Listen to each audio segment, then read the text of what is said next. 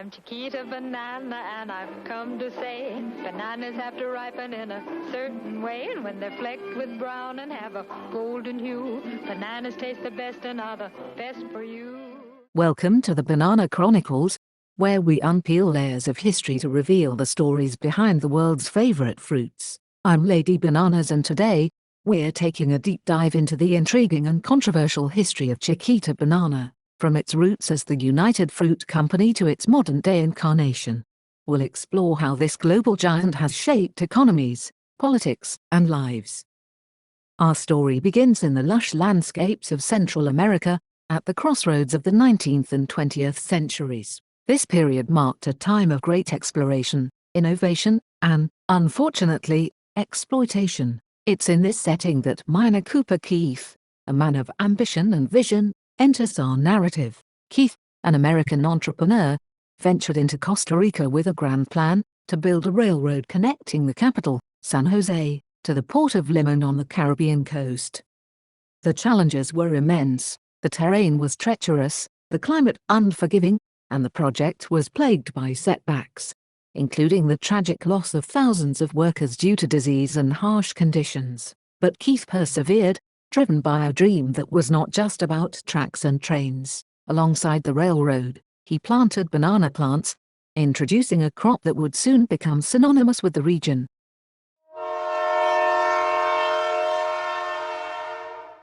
Keith's bananas initially served a simple purpose: to provide a source of food for his workers, and to utilize the empty cargo space on return trips of his trains. However, these humble beginnings marked the dawn of something much larger. The bananas proved to be a hit in the United States, igniting a demand that would grow exponentially.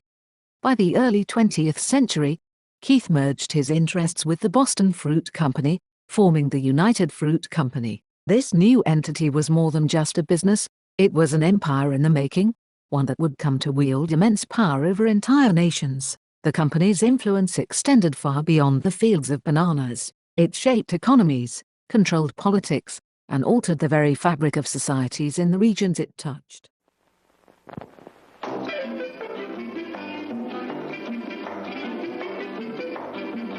I'm Chiquita banana, and I've come to say bananas have to ripen in a certain way, and when they're flecked with brown and have a golden hue, bananas taste the best and are the best for you. But what was the cost of this rapid expansion? What were the impacts on the local communities and the environment? And how did a fruit company become a force to be reckoned with on the global stage? These are the questions we'll explore as we continue our journey through the history of Chiquita banana. To truly grasp the story of Chiquita banana, we need to step back into the late 19th century, a time of industrial boom and imperial ambition. Central America, a region rich in natural resources but politically fragmented, caught the eye of enterprising individuals from the industrialized world. Among them was miner Cooper Keith, a figure who would leave an indelible mark on the region's history and its people.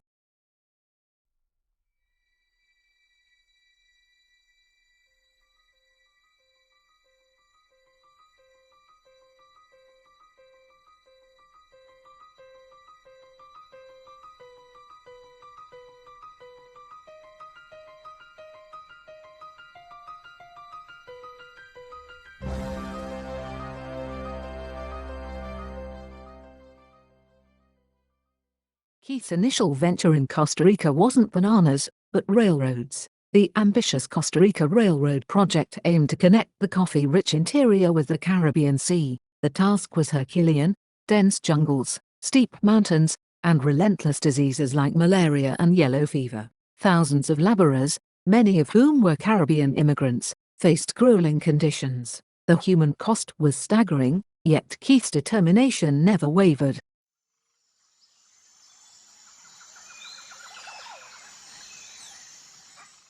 Amidst the railroad construction, Keith planted banana cuttings. These bananas weren't just a source of sustenance, they became a business opportunity. Keith recognized the potential of bananas as a cash crop for export to the United States. The fruit was easy to grow, quick to harvest, and in high demand in the growing urban centers of the U.S. This marked the birth of the banana industry in Central America.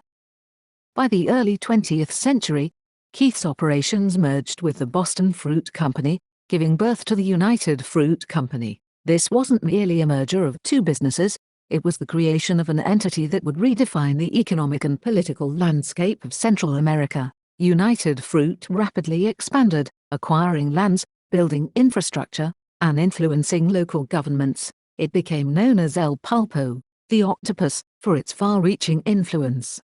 United Fruit's growth was meteoric. By the 1930s, it controlled vast tracts of land across several Central American countries. It owned railroads, ports, and even telecommunication networks. But this growth came with a dark side. The company's practices shaped labor conditions, altered environments, and manipulated politics. It became a state within a state, a corporate empire with the power to shape nations. In our next segment, we'll explore the era of the Banana Wars, where United Fruit's influence collided with U.S. foreign policy, igniting conflicts that would ripple across continents.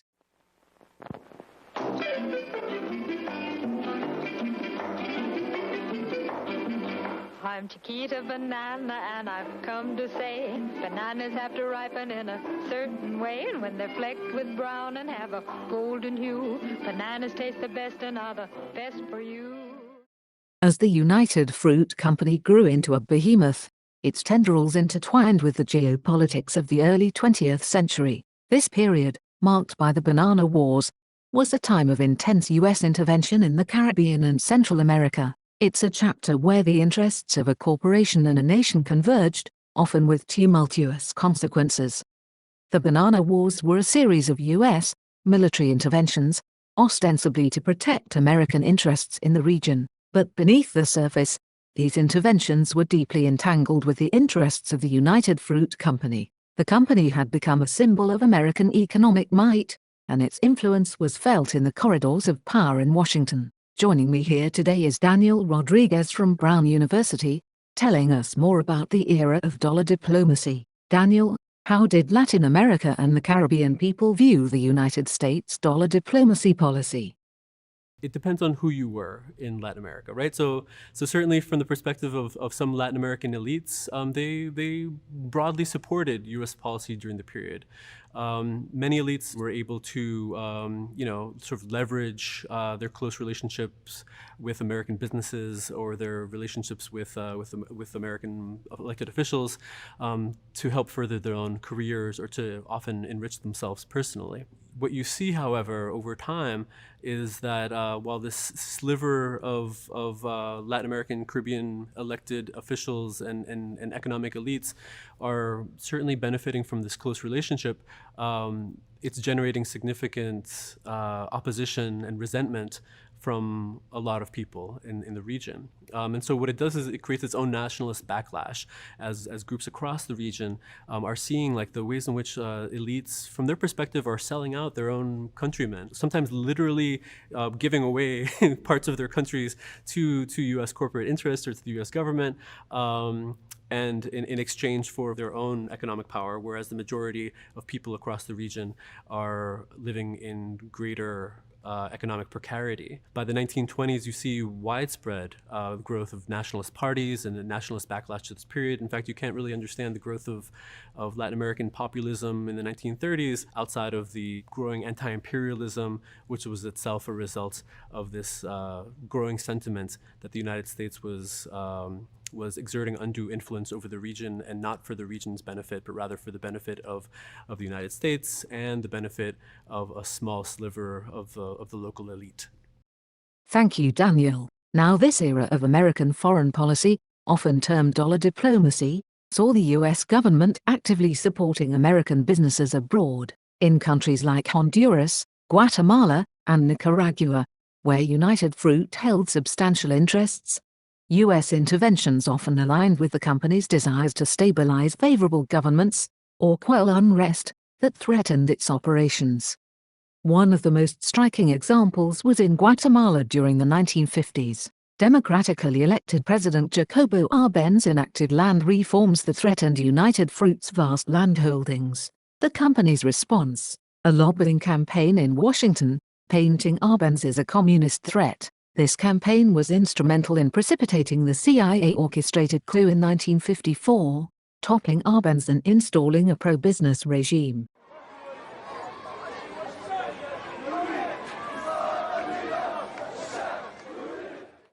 The consequences of these interventions were profound. They not only reshaped the political landscape of the affected countries, but also sowed the seeds of long-term social and economic turmoil. The legacy of the banana wars and U.S. involvement is a complex tapestry of corporate influence, political maneuvering, and the struggle for sovereignty in Central America.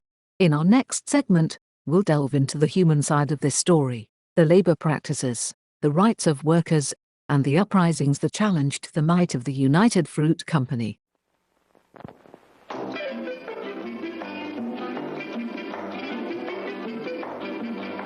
I'm Chiquita Banana, and I've come to say bananas have to ripen in a certain way, and when they're flecked with brown and have a golden hue, bananas taste the best and are the best for you. As we've seen, the United Fruit Company's influence extended far beyond the cultivation of bananas. Now, let's turn our attention to the human aspect of this story. The workers who toiled in the fields and the communities affected by the company's presence. This is a tale of struggle, resilience, and the fight for fundamental human rights. Throughout its history, United Fruit's labor practices often sparked controversy and conflict. In the vast banana plantations spread across Central America, workers faced harsh conditions, low wages, and limited rights. The company's dominance in these regions meant it held significant sway over the livelihoods of thousands, and its practices set the tone for labor relations in the industry. One of the most significant labor conflicts occurred in Colombia in 1928, known as the Banana Massacre. Workers went on strike demanding better working conditions, only to be met with brutal repression. This event remains etched in history as a stark reminder of the costs of corporate indifference to workers' rights. But it wasn't just about labor conditions. The company's operations often disrupted local communities and ecosystems. Land was appropriated for banana cultivation, traditional ways of life were upended, and environmental degradation became a growing concern. The very fabric of societies in these regions was being transformed. These conflicts and the company's practices did not go unchallenged. Workers organized strikes and protests, demanding fair treatment and better conditions. These movements were not just about wages or hours. They were a fight for dignity, for recognition, and for a voice against a backdrop of corporate and governmental power.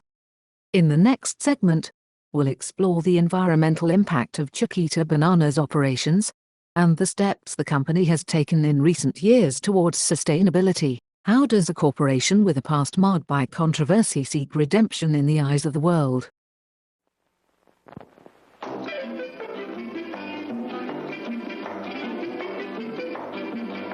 I'm Chiquita Banana, and I've come to say bananas have to ripen in a certain way, and when they're flecked with brown and have a golden hue, bananas taste the best and are the best for you.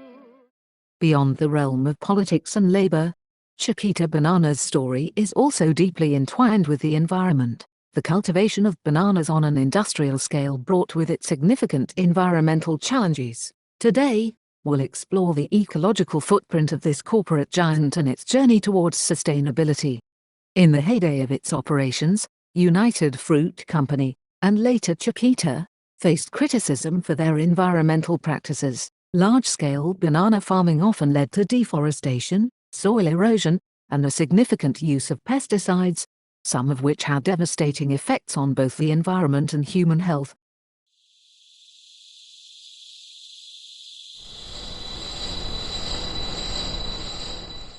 One of the most controversial aspects was the use of hazardous pesticides, like DBCP, which was linked to numerous health issues for workers. The legacy of these practices has had a lasting impact on the regions where Chiquita operated, raising questions about corporate responsibility and the cost of industrial agriculture. But the narrative of Chiquita Banana in the 21st century has taken a new turn. Facing increasing public scrutiny and a global push for sustainability, the company has made efforts to change its practices. This includes initiatives for more sustainable farming methods, efforts to reduce carbon footprint, and programs aimed at preserving biodiversity. While the path to redemption is long and complex, these efforts signify a shift in corporate consciousness. The story of Chiquita Banana thus becomes a reflection of a broader global conversation about sustainability, corporate ethics, and the role of multinational corporations in shaping a more responsible future. As we wrap up our journey through the history of Chiquita Banana, we are left to ponder the intersections of business, ethics, and the environment. How do we balance the demands of global trade with the needs of communities and the health of our planet? This story, like many in the world of global commerce, remains an evolving narrative.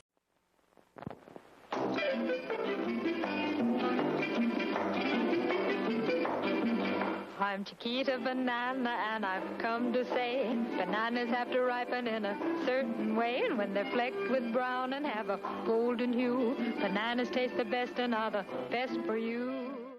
As we reach the end of our journey through the history of Chiquita Banana, it's crucial to reflect on the human rights implications that have pervaded the company's narrative. This story isn't just about bananas or business, it's fundamentally about people and their rights. Throughout its history, from the United Fruit Company to today's Chiquita Brands International, the impact on human lives has been profound. We've seen how labor practices, political interventions, and environmental policies have affected communities in Central America and beyond.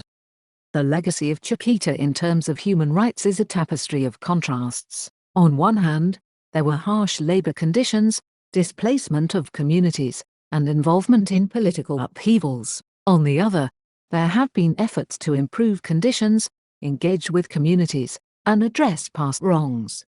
One cannot discuss Chiquita without acknowledging the lawsuits and accusations it has faced regarding human rights violations, particularly in Colombia. These legal battles highlight the complex ethical issues multinational corporations encounter, and the importance of accountability and transparency.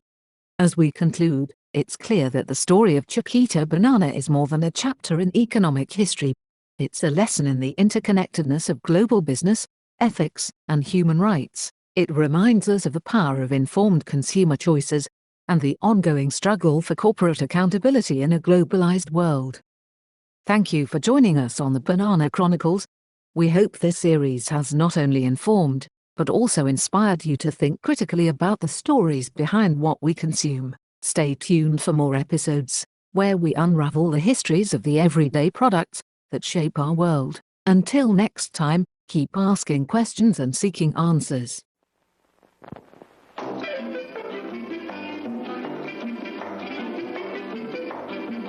I'm Chiquita Banana, and I've come to say bananas have to ripen in a certain way, and when they're flecked with brown and have a golden hue, bananas taste the best and are the best for you.